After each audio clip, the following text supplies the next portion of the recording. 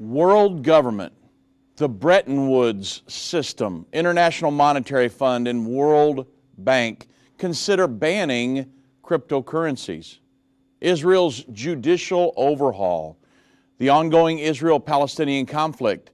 Is it time to divide Jerusalem? And World War III, all prophetic and dominating today's headlines. We'll discuss these events on this edition of the Endtime Show.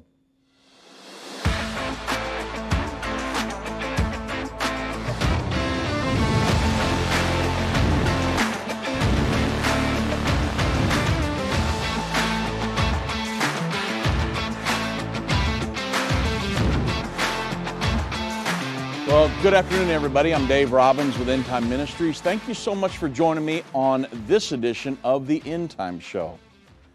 Now, you guys know, if you followed us at all, that the Bible prophesies a world government will be in power at the time of the second coming of Jesus Christ.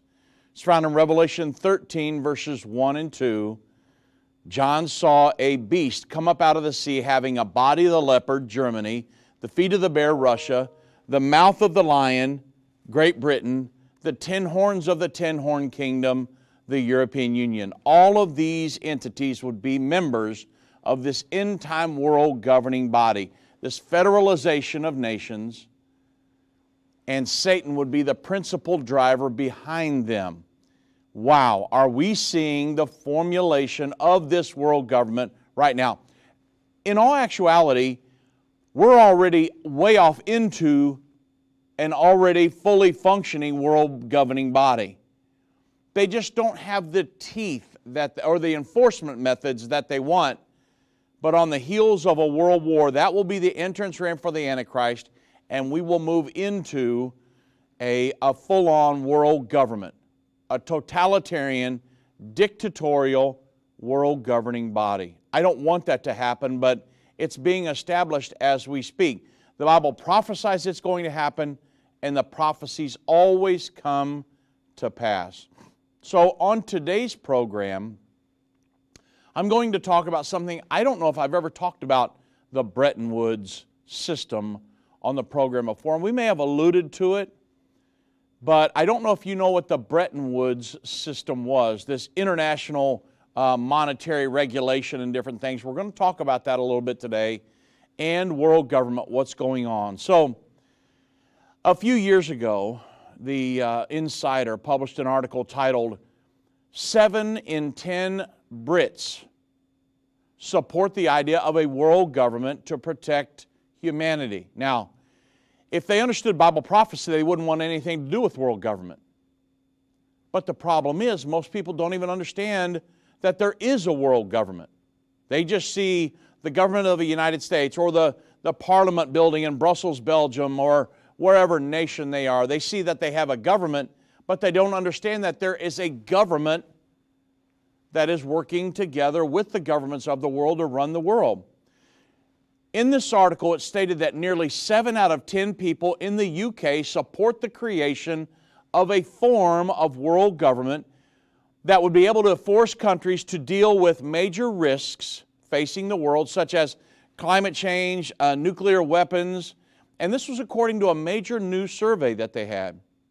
62%, they said, considered themselves to be a global citizen in addition to being British, or already a participant in this world government establishment.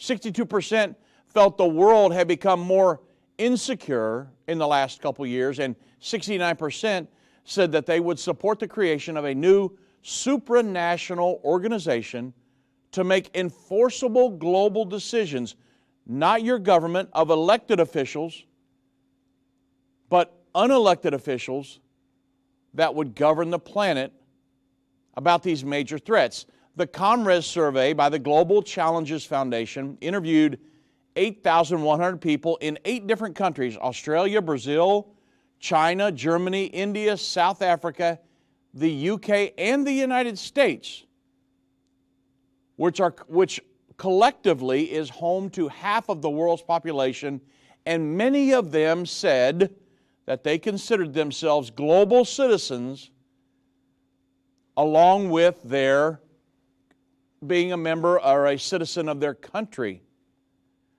And so, hey, a lot of people support a world governing body. The Bible says that most of the world will bow down to the edicts of and pledge allegiance to the Antichrist world government in the end time. So we're watching these things already happen. This is certainly a precursor to the end time world government prophesied by John 2,000 years ago on the Isle of Patmos. But to control a world government, you have to control their money. In the end time, so let's talk about the end time global monetary policy. You would have to control that. You have to control the economic structure of the world in order to set up a one world governmental system. Without controlling the money, there's no way you could really control the people. But if you can economically sanction people, now they economically sanction, let's say, Iran and Russia, and that's why they have tied their banks together, their banking systems. Iran and Russia have to get around the economic sanctions of the international community.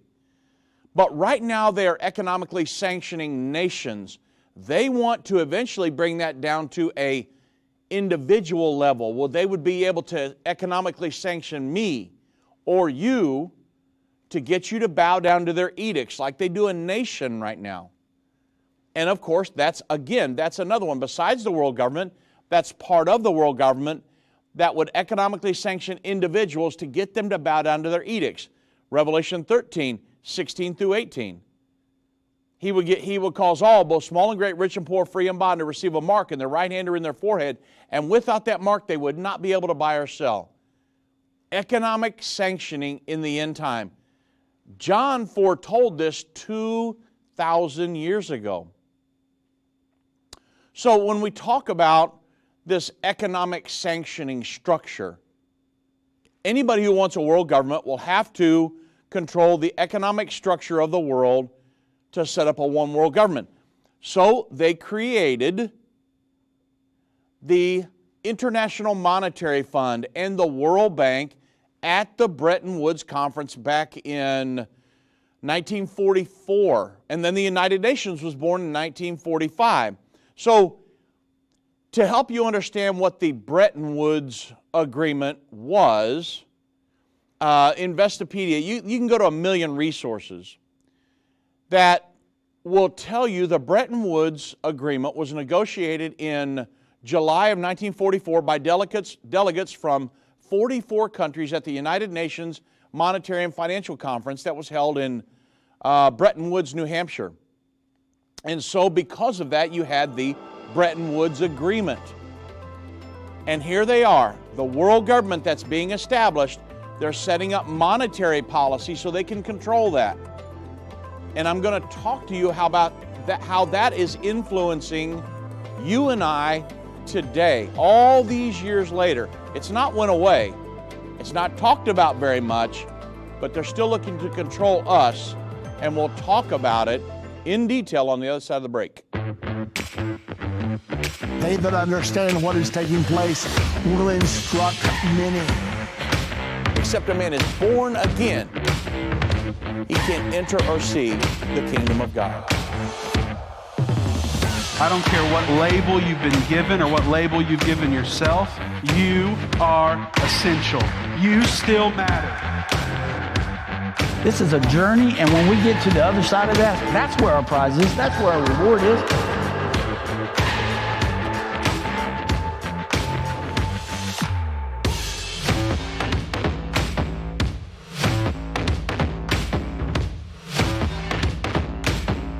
Endtime is not going anywhere.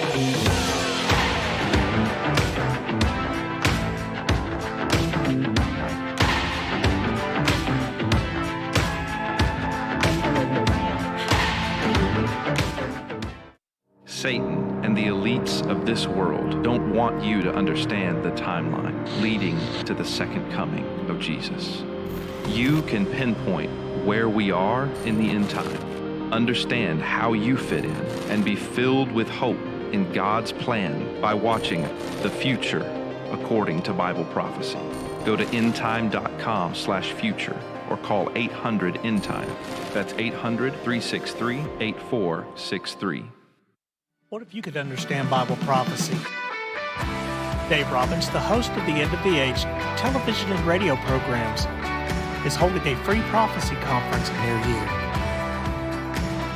Gain peace and understanding about what the Bible says concerning end-time prophecy. Call 1-800-ENDTIME or visit endtime.com/events for more information.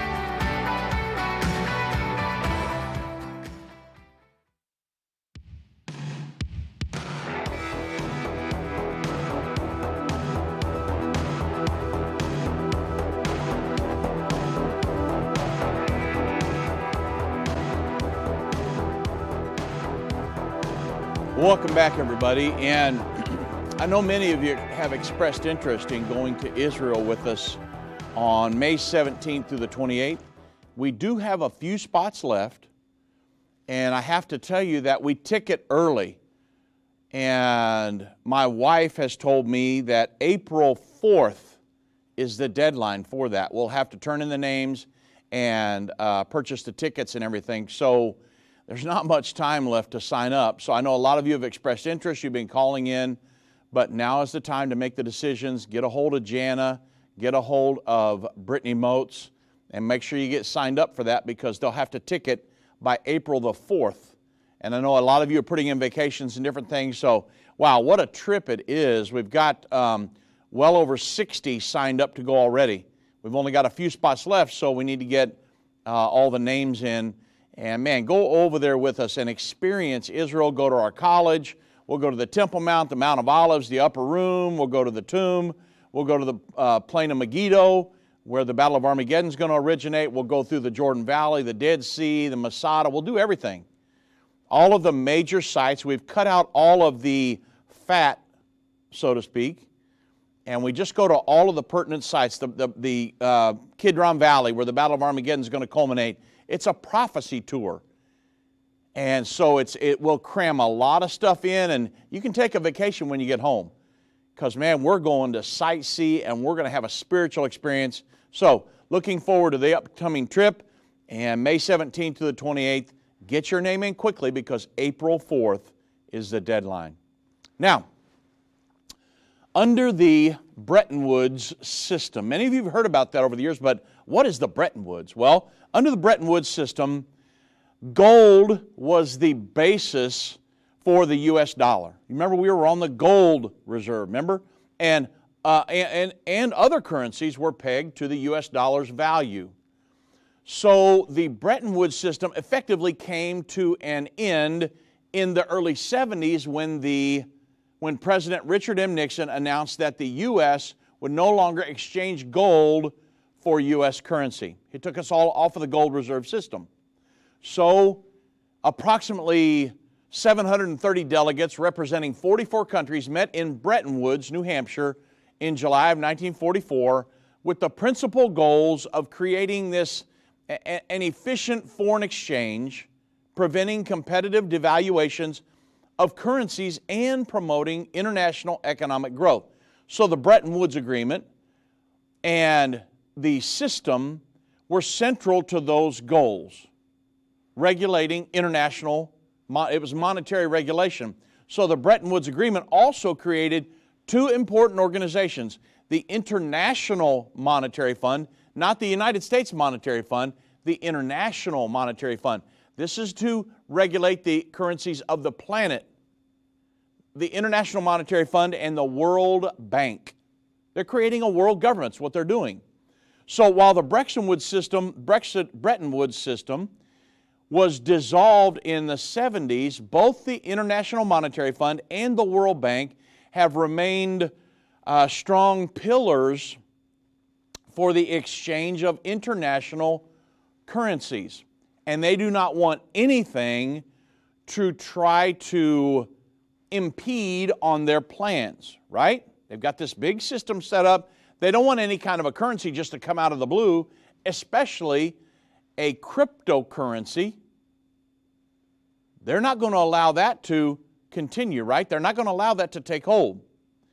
And that's one of the things I'm going to be going over with you today, because what the goal is world government, but they've got to control the currencies.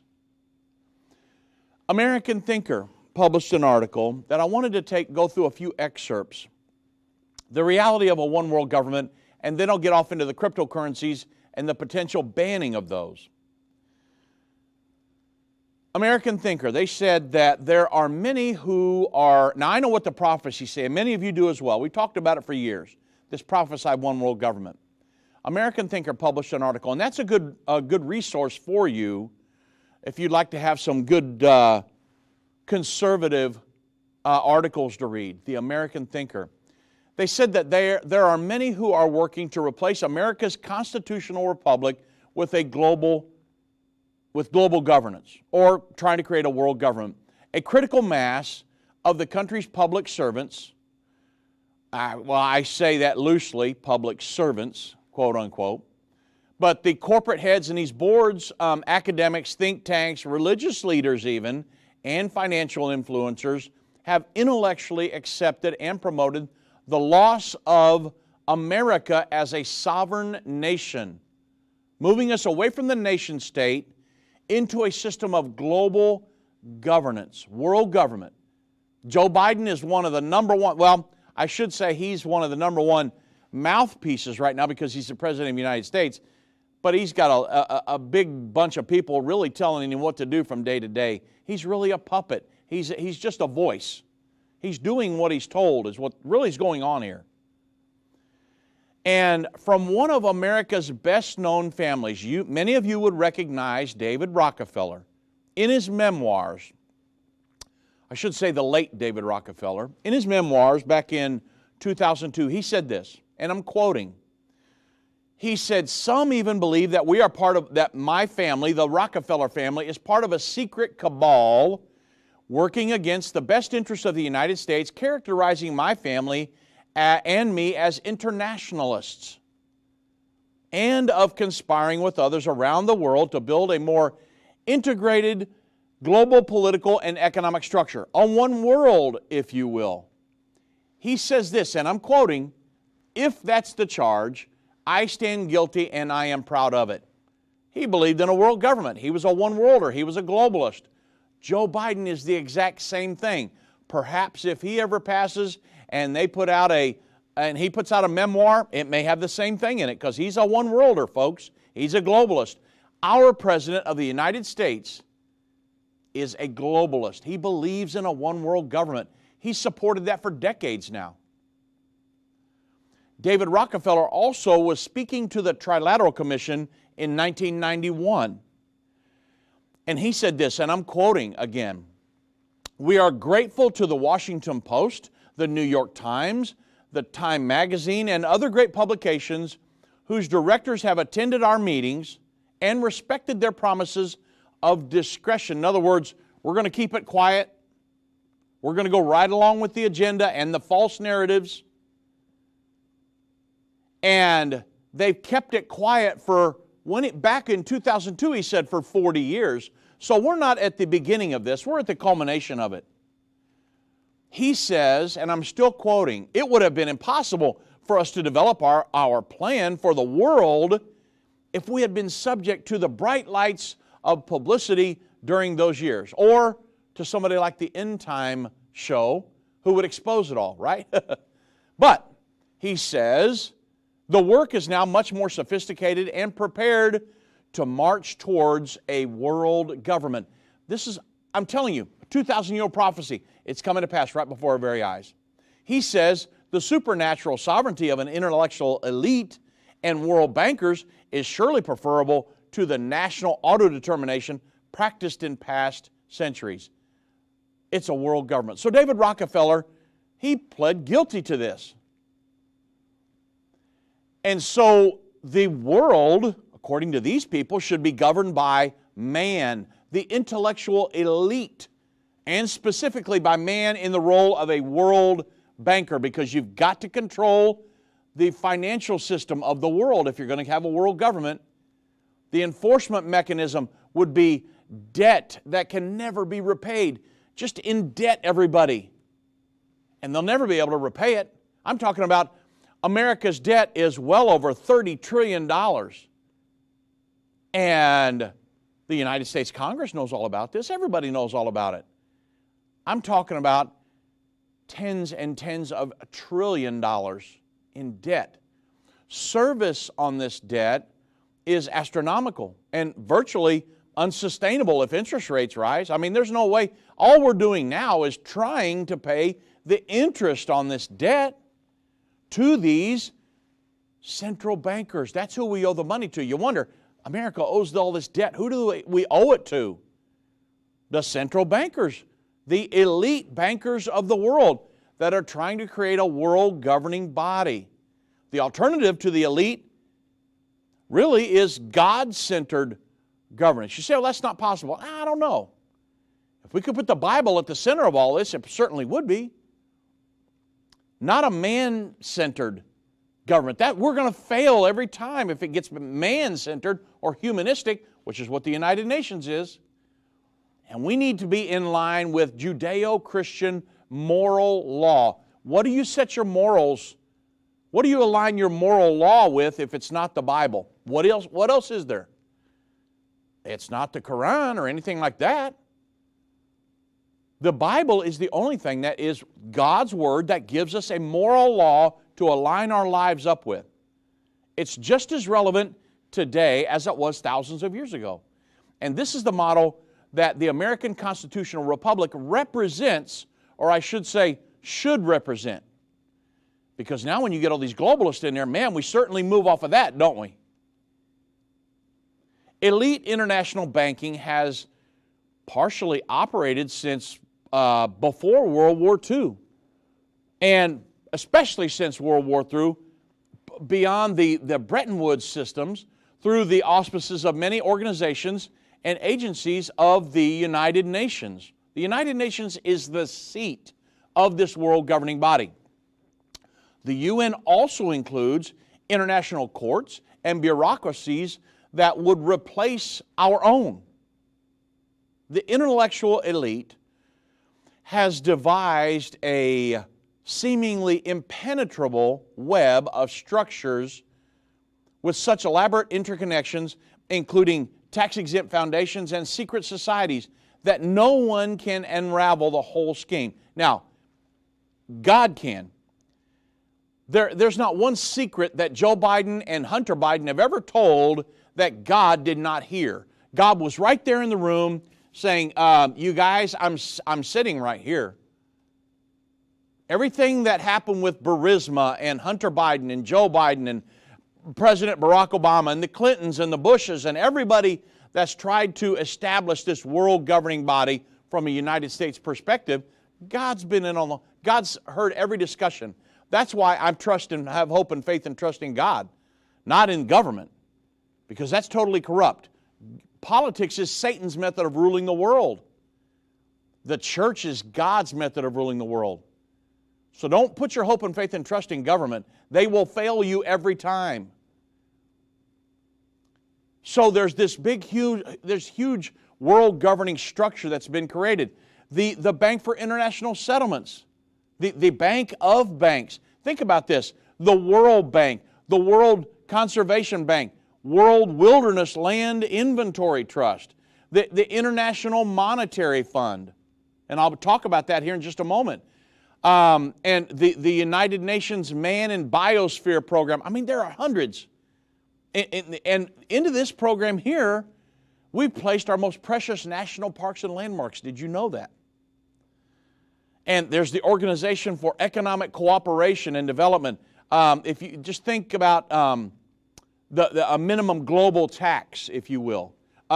Think about the World Economic Forum that works alongside the United Nations to push their sustainable development goals and all of that.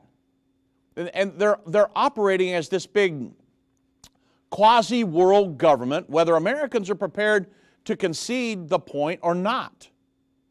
We've been sucked up into it in many ways. Now, we do still have the Constitution, and we have people that are fighting to ward off some of this the encroachment of socialism and world government in America, and I'm very thankful for those individuals. Governors like a DeSantis and people that are trying to ward off this. And it's very, very important. I mean, now the United States is kind of segregating into conservative red states and very liberal blue states. You can see it happening. Read your news. So America's answer to David Rockefeller is simple. The best for most Americans is embodied in the structure of our national rule of law. Positive law that includes state constitutions, our federal constitution, and statutes passed by legislative bodies as representatives of the American people. Of the people, by the people, for the people, right? That's what this whole American project is supposed to be all about. Natural law that includes unalienable rights from God Almighty. Unwritten law that represents our cultures and courtesies, and a moral law, the highest law of our land, that tells us what is right and what is wrong as a reflection of divine tenets, or, above all else, folks, the Bible. If you take the Bible out of the equation, America is lost and we will cease to exist. We've got to have the Bible as God's moral law and the basis of our constitutional system of Judeo-Christian principles, this republic that we support, this American project. You take God out of it and you take the Bible out of it, and there's nothing left. There really isn't. You're left to your own devices and you will fail every time. Our constitutional system needs to be preserved and protected and defended at all cost. So, world government, right? The Bretton Woods system. All of these things established back in the early to mid 1900s.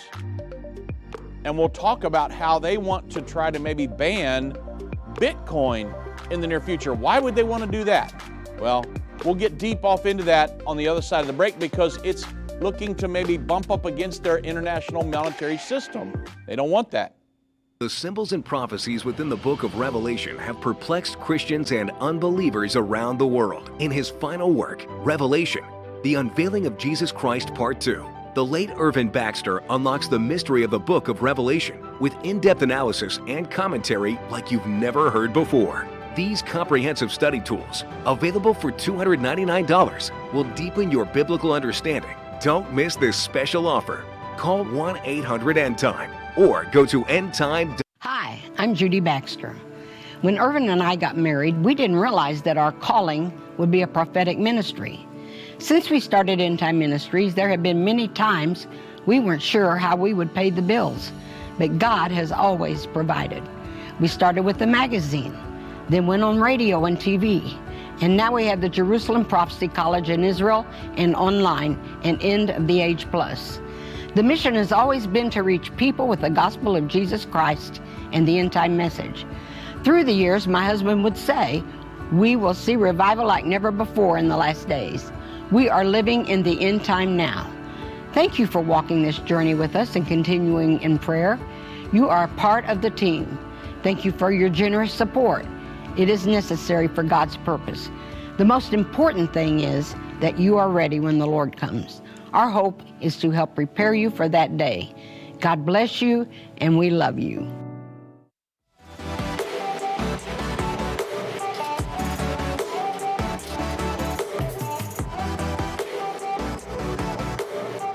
Now, I wanted you to understand the International Monetary Fund, because before I go into this next segment, because Bitcoin.com, you understand cryptocurrencies and what they are. It's a digital currency that you can invest in and different things, and they're starting to take hold. I remember when Elon Musk said that he was going to take Bitcoin for payment for Teslas. Well, imagine being that you're trying to create a world governing body, and the International Monetary Fund, the World Bank, and all of these entities that are designed to regulate that international monetary policy, imagine them having a cryptocurrency that is decentralized, unable to regulate that, coming alongside, and then you have major corporations that say, well, hey, we might start taking Bitcoin in a form of currency. Oh, can you imagine the steam coming out of the ears of the central banks and the International Monetary Fund and all these people trying to create a world governing body because, hey, if we're going to have a world government, you've got to control the currencies and the economic status of the world. You've got to control the monetary policy. So, Bitcoin.com just published an article, and it says that the International Monetary Fund is calling for more crypto regulation, and it says that banning crypto should be an option. Now, all of you guys that are invested in Bitcoin and some of this cryptocurrency, think about that. You say, well, that's not possible. Well, the International Monetary Fund's very, very powerful. And I know that's what this I talked about it for months now, about these central bank digital currencies that are trying to come on the scene, and they're going to try to push crypto out of the way. Okay? Now, it may not happen this year or next, but I'm telling you, that's the drive right now. You've got Russia, you've got Japan, you've got many nations that are rolling out pilot programs of central bank digital currencies. They're all working under the direction of their central banks that are located in their countries to regulate monetary policy globally. The Bank for International Settlements is involved in all this. Listen at this. So the International Monetary Fund Managing Director Kristalina Georgieva says that crypto needs more regulation. She goes on to say we should not take off the table banning those assets if regulation fails or is too slow to implement. Do they have the power in United States citizens to ban cryptocurrency? It's a United Nations international organization. Do they have the power to ban crypto here in the United States? We're the land of the free and the home of the brave. Don't mess with Texas, right? The International Monetary Fund's chief calls for more crypto regulation. The managing director, Kristalina Georgieva, talked about crypto regulation Saturday on the sidelines of the G20 meetings for finance ministers and central bank governors. That's very important. We have a central bank here in the United States, the Federal Reserve. It has nothing to do with our government. It's all a cabal of private bankers that was set up and signed into law by the Federal Reserve Act back in 1913. And they've controlled our economy ever since. A cabal of private bankers, not government. So when Joe Biden says, hey, the government needs to issue we need to protect you from these decentralized cryptocurrencies and issue our own central bank digital currency from the Fed, that's not government, that is Federal Reserve. Look at your money right now. It says a Federal Reserve note. It does not say a United States note or a United States government note. It says a Federal Reserve note. Okay? You guys getting it? World Bank, International Monetary Fund, World Government 101. This is prophecy, folks. We're living in this. So, the leader of the International Monetary Fund, she said on the sidelines of this G20 meeting for finance ministers and central bank governors under India's presidency in Bengaluru, she commented on crypto oversight. And she told reporters there has to be more regulation. And her statement followed a roundtable discussion that she co-chaired with Indian Finance Minister Nirmala Sitharaman. The International Monetary Fund chief and India's finance minister agreed together that besides debt restructuring, regulating cryptocurrencies is a priority area for India. Now, it's not just going to stay in India, I promise you, because she's over international monetary policy, not just India. But Georgieva explained that the International Monetary Fund and the Financial Stability Board and the Bank for International Settlements, there it is. The Bank for International Settlements is the central bank of the central banks located in the developed nations on the planet. We have one. Israel has one. Russia, the European nations. I mean, it's the central banks all over the world. The Bank for International Settlements is the hub. They're the ones giving direction. They give direction to our Federal Reserve. Okay? All of these are committed to establishing a foundation for the regulation of cryptocurrencies. They're decentralized, unregulated now, but the world government is not going to stand for that. And they say that they are not issued by governments or central banks, and it's galling them. They don't have control over it, and it's driving them nuts. And they stated that we have to differentiate between central bank digital currencies, CBDCs, that are backed by the state and stable coins, and crypto assets that are privately issued. She said there has to be a very strong push for regulation. Now, this is the International Monetary Fund chief that's saying this, and she says this: if regulation fails, if you're slow to do it, then we should not take off the table banning those assets. How would you like that, everybody that's invested in Bitcoin? I have personal friends invested in Bitcoin. But for the International Monetary Fund, who are they to say that they can ban Bitcoin in the United States?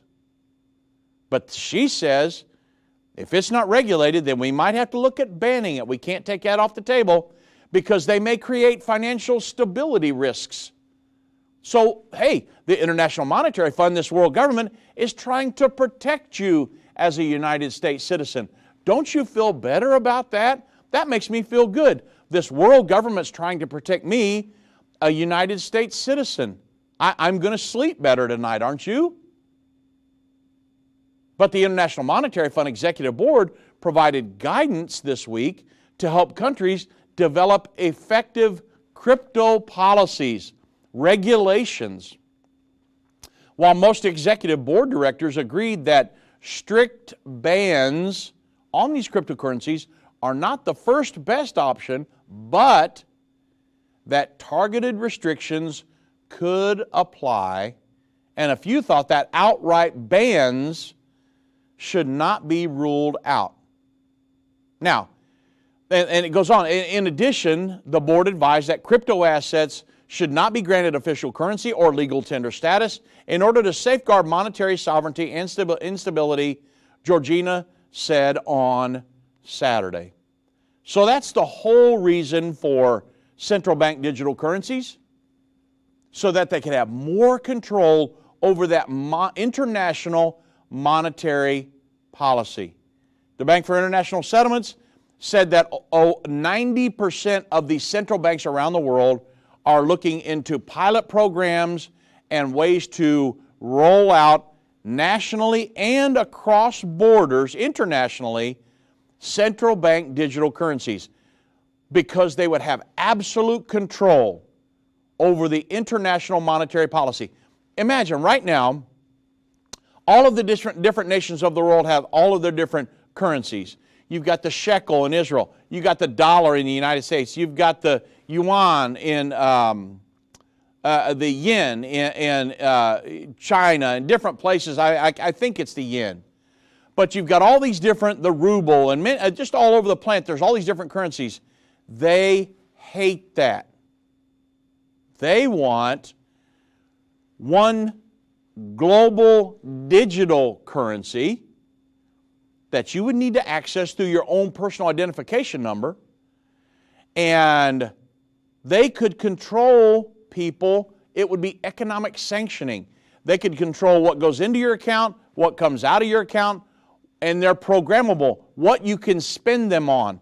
Again, I made the example of the Joe Biden and them coming against gas stoves here in the United States. Well, imagine if they wanted to absolutely come down and just regulate that. No more gas stoves.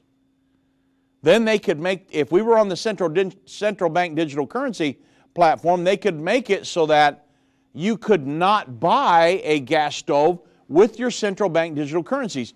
Folks, read the articles. There are hundreds of them. They're making these central bank digital currencies programmable.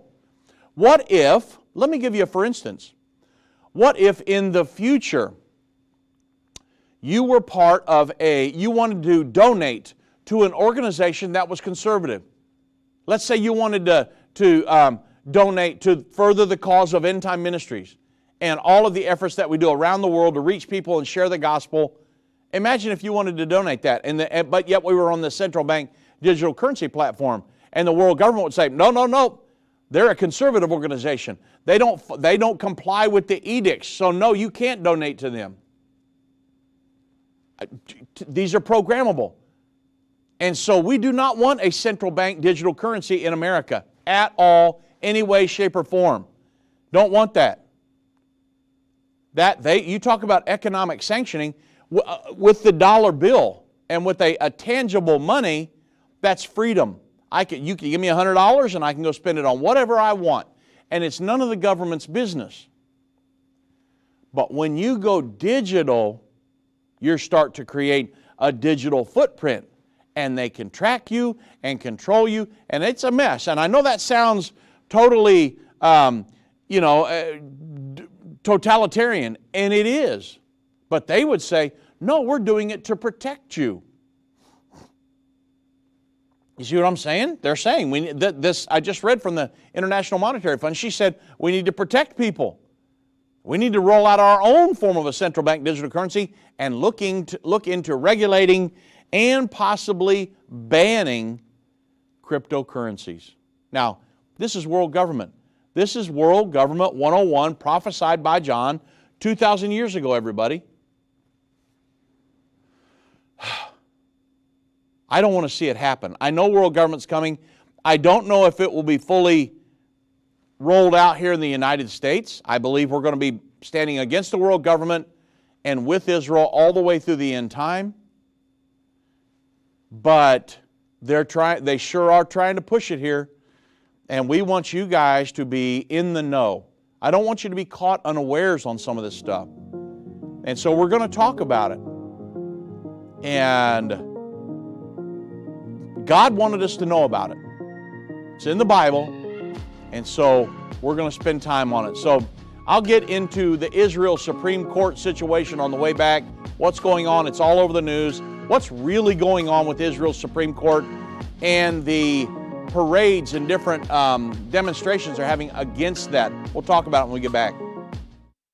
I've been part of the Endtime family from the beginning over 30 years ago when my parents, Irvin and Judy Baxter, began ministry from the recliner in our living room. My name is Jana Robbins. I have the pleasure of connecting with our incredible partners every day. Endtime is a small nonprofit that runs a high-traffic website, a daily TV and radio show, the Prophecy College in Jerusalem, and more. Although we have less than 30 team members, we are able to serve tens of millions of people each month. We survive on the goodness of God and donations averaging about $50. If everyone hearing this message gave $22, our financial needs would be met for the year. If you only give to one cause per month, please consider partnering with Endtime to help get the message of our soon-coming King out to the world. Call us at 1-800-ENDTIME to give today, or go to endtime.com to become a monthly or one-time partner.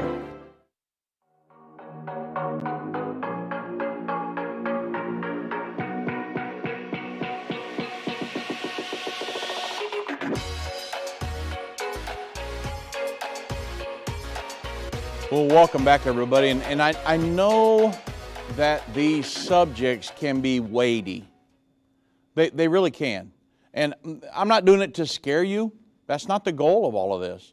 I'm telling you that we're close to the second coming of Jesus Christ. I've had so many people over the years tell me, nobody can understand all this stuff. Nobody knows when it's going to happen and things like that. Well, then what's all the prophecies in the Bible about the second coming for if we can't know? You realize that Jesus said in Matthew 24, no man knows the day or the hour. No man knoweth. Well, they didn't 2,000 years ago. But God told Daniel, close up and seal your book. It's for the people of the time of the end. We can understand. Jesus himself, in the same chapter, Matthew 24, said, when you see the abomination of desolation occur, spoken of by Daniel the prophet, let him that hath understanding. Jesus said there would be people in the end time that would be able to understand these things. The apostles couldn't because they didn't understand the writings of Daniel. But we can understand these things. You say, are you giving a date? No, I'm not giving a date. But I'm telling you, I'll know the times and the seasons coming up to it, and that's where we're at right now. We're living there. So I'm not trying to do this to scare you, but I'm doing it to prepare you to meet the Lord, to teach the gospel of the kingdom of God, and to say, if you're not ready to meet the Lord, if you haven't prepared yourself, then you probably should start thinking about that very quickly. And we can help you with that. That's why we're here. You say, well, Dave, I don't know if I'm ready to meet the Lord or not. If you don't know the answer to that, email me or Doug, drobbins@endtime.com, email dnorvell@endtime.com, or the number one thing you could do is to go to endtime.com/reborn. It's a brochure that we wrote back in the early 70s. My father-in-law, Irvin Baxter, wrote it. Be born again. Jesus told Nicodemus, except a man's born again, he can't enter or see the kingdom of God. Be born again. Get your name written in the Lamb's Book of Life so you can be prepared to meet the Lord. Okay, let's go off into this Israel Supreme Court situation. Now, I know Israel Hayam. You go to Jerusalem Post, go to Israel National News, every Israeli news source, which is where I get a lot of my news from, they're all talking about Israel's Supreme Court debate.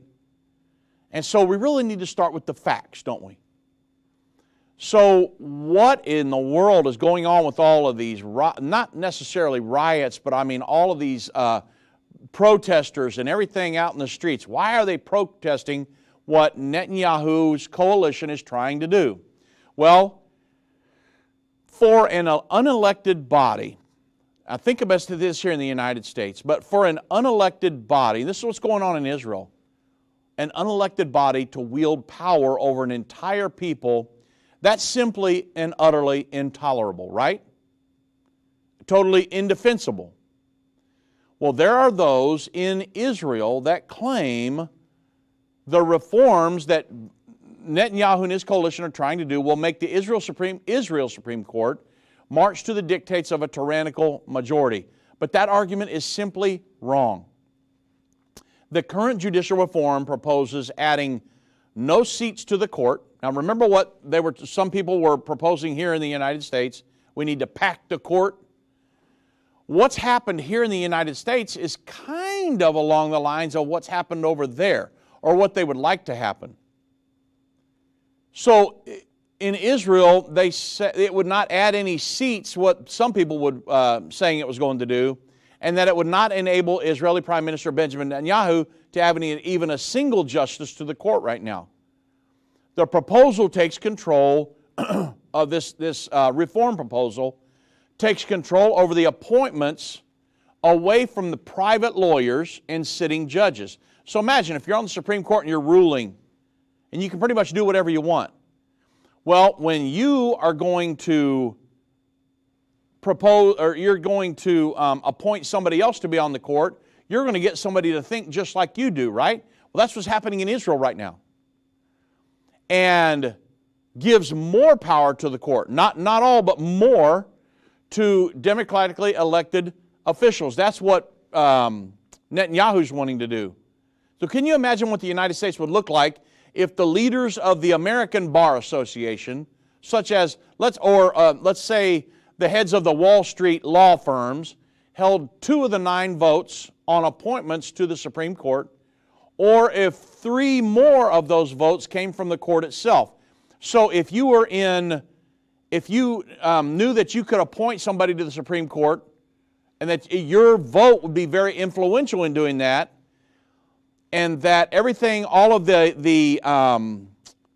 your decisions would filter down into people that were supporting you, man, you'd work hand in hand And they could control the court that way, right? Well, guess what? The left controls the court in Israel.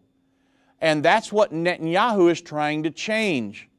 He's trying to get it back away from the left.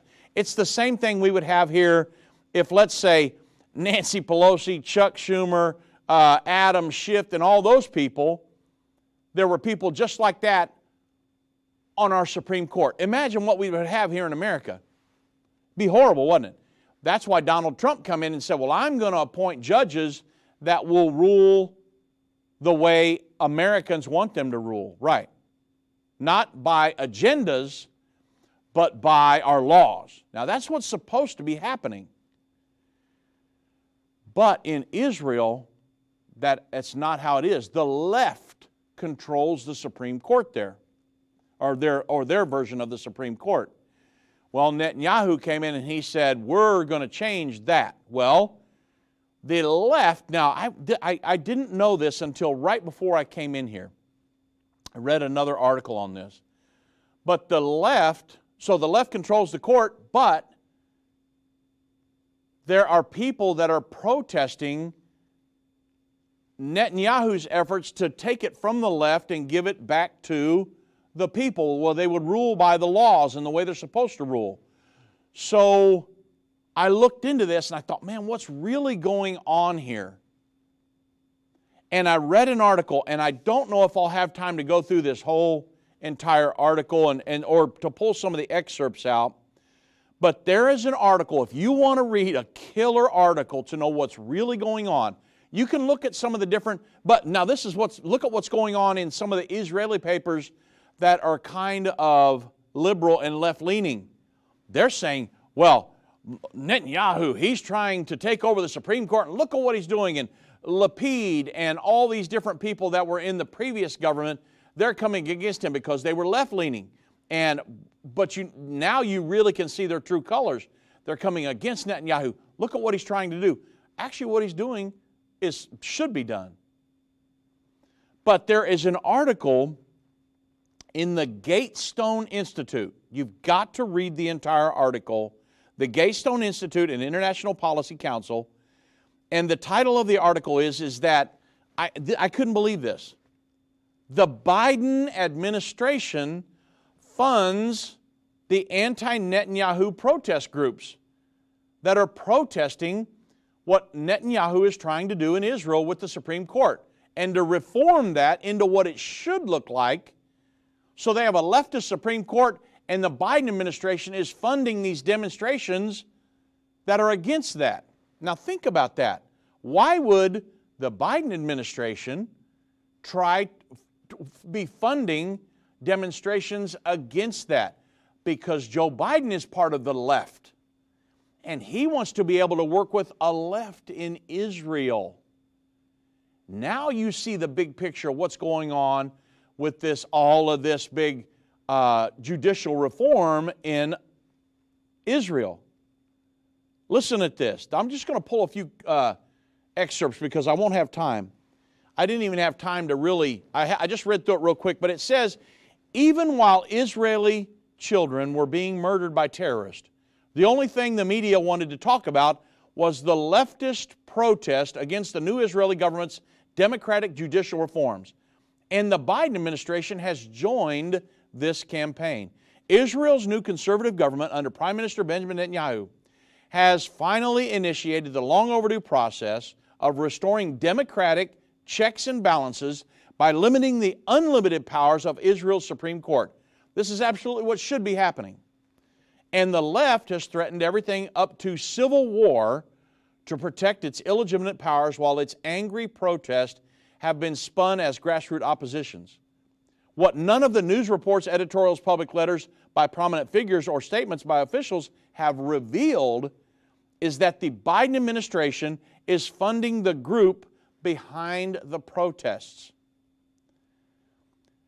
As David Isaac in the Jewish News Syndicate reported, the first major rally against democratic judicial reform attended by leftist opposition politicians was organized by a group known as the Movement for Quality Government, MQG.